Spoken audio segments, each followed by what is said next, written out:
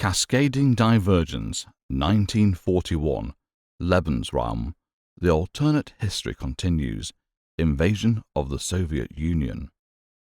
Written by Ron Wood. Narrated by Peter McGiffin. Prologue. Looking Eastward. December 1940, Berlin. Part 1. As it really happened. For Hitler, war in the East wasn't just inevitable, it was destiny. He didn't see the Soviet Union as merely an adversary.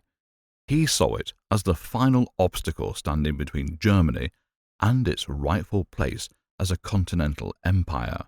In his vision, the Reich would stretch from the Atlantic to the Urals, and for that to happen, Russia had to be erased. But this wasn't just about land. It was about ideology, race, and resources. To Hitler, Bolshevism wasn't just a political system. It was a disease that needed eradication. The Slavs, a people to be subjugated. The vast Soviet lands, Germany's future breadbasket and fuel depot. This wasn't a conventional war. It was a crusade to reshape the world. From this vision came Operation Barbarossa, the largest military invasion in history. The goal? Total annihilation of the Soviet Union in mere months. No drawn-out war, no slow attrition, just a swift, decisive blow that would leave Stalin's empire in ruins. After all, hadn't France collapsed in just 6 weeks? Why should the Soviet Union be any different? The plan for conquest. Barbarossa was a behemoth of an operation, involving over 3 million Axis soldiers, thousands of tanks, and the full might of the Luftwaffe. It was split into 3 prongs, each with a critical mission. Army Group North, commanded by Field Marshal von Lieb, capture Leningrad and cut the Soviets off from the Baltic.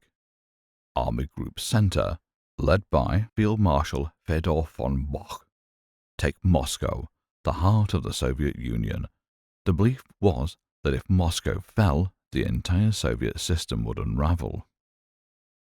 Army Group South, under Field Marshal Gerd von Rundstedt, seized Ukraine with its vast farmland and crucial oil fields.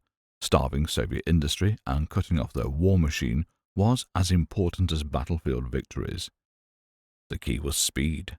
Blitzkrieg, lightning war, had shattered Poland and France. The same formula would break the Soviet Union before they had time to react. German intelligence assured Hitler of an easy victory. Stalin had purged his own officer corps, leaving the Red Army in disarray. Their weapons, outdated. Their tactics, clumsy. Hitler was so convinced of success that he boasted the entire campaign would be over in weeks. But it wasn't. Barbarossa failed. The first mistake? Delay. The invasion was originally set for May 1941, but Hitler's attention drifted. Instead of focusing on the East, he had to clean up Mussolini's failures in the Balkans. By the time Barbarossa finally launched on June 22, 1941, the Soviets had gained precious time. At first it seemed like the Germans had been right. The Red Army crumbled in battle after battle. Entire Soviet divisions were encircled and destroyed. 3 million Soviet soldiers were captured within months. German tanks pushed deep into Soviet territory, advancing hundreds of miles at breakneck speed.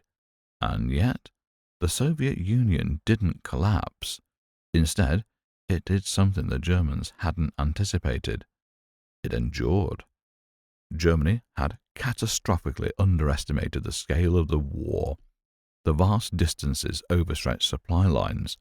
Soviet scorched earth tactics denied the Germans resources. Soviet rail systems ran on a different gauge, slowing down logistics. Poor infrastructure bogged down German movement in ways Blitzkrieg wasn't designed for. Then Hitler made it worse. Instead of pressing on to Moscow, he became obsessed with Ukraine's resources, diverting vital forces south. This slowed the momentum just as Soviet resistance stiffened.